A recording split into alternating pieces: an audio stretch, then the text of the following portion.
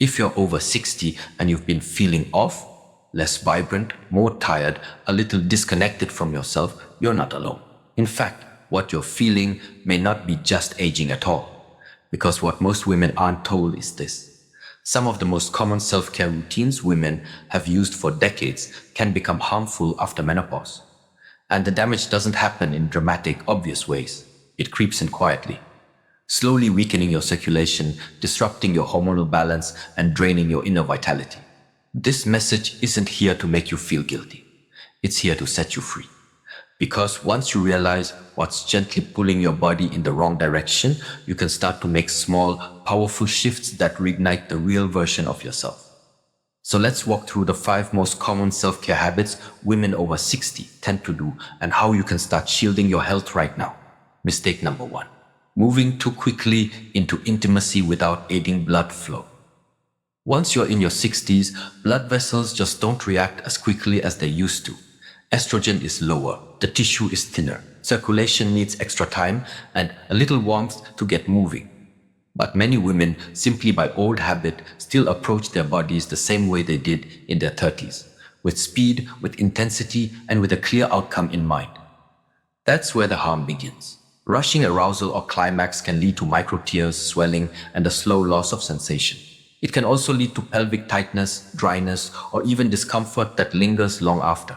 Your body is now asking for something new, slower rhythm, gentler warmth, and respectful attention. Begin by creating a calm space. Breathe deeply. Use soft touch. Let blood begin flowing naturally before you even think of stimulation. Think of your body like lighting a fire, not flicking on a light.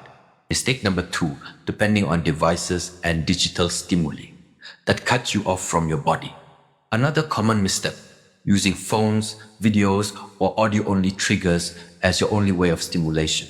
Yes, they may seem easy or effective, but gradually they train your brain to rely on imagination, not real bodily sensation. This process is subtle but serious. Your body becomes dependent on fantasy, not actual connection. The more exaggerated the digital input, the harder it becomes to feel anything through natural touch. Which means, over time, physical joy and closeness may slip away. Instead of grabbing a screen, explore using your memories, your imagination, or gentle music. Bring your body and your mind back together. Don't just connect your eyes to a device. When you cut out overstimulation, your nervous system will start to wake up again and you'll feel the difference. Mistake number 3. Overdoing pleasure without respecting your energy limits. This one catches most women by surprise. For years, we've been told self-pleasure is healing, and it can be. But doing it too often, especially after 60, can have the opposite effect. At this stage, your body doesn't bounce back from hormone drops the same way it once did. When you repeatedly stimulate, especially when you're bored, anxious, or tired, it can sap estrogen, overstimulate your nervous system, and disturb your rest. The result? You may feel more fatigued, short-tempered, and detached from life. The solution isn't avoiding pleasure, it's understanding your own rhythm. Some women feel amazing with once-a-week connection.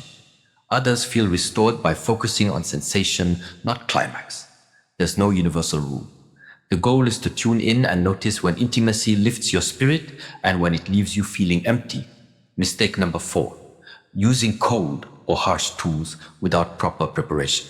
If you've used the same personal tools or toys for years, it might be time for an update.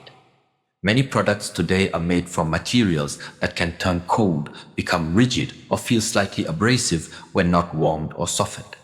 For younger women, that's manageable. But after menopause, your body is more sensitive, circulation is slower, and tissue is more delicate. Using cold tools or pressing too hard can limit blood flow, irritate the sensitive clitoral area, or even expose your urinary tract to bacteria. What should you do? Warm everything up to your body's temperature. Choose quality, hormone-friendly lubricants. Keep tools and your hands clean at all times. And most importantly, listen to what your body is asking for, not what you're used to doing. These gentle steps help preserve your pelvic health, bladder strength, and lasting comfort. Mistake number 5.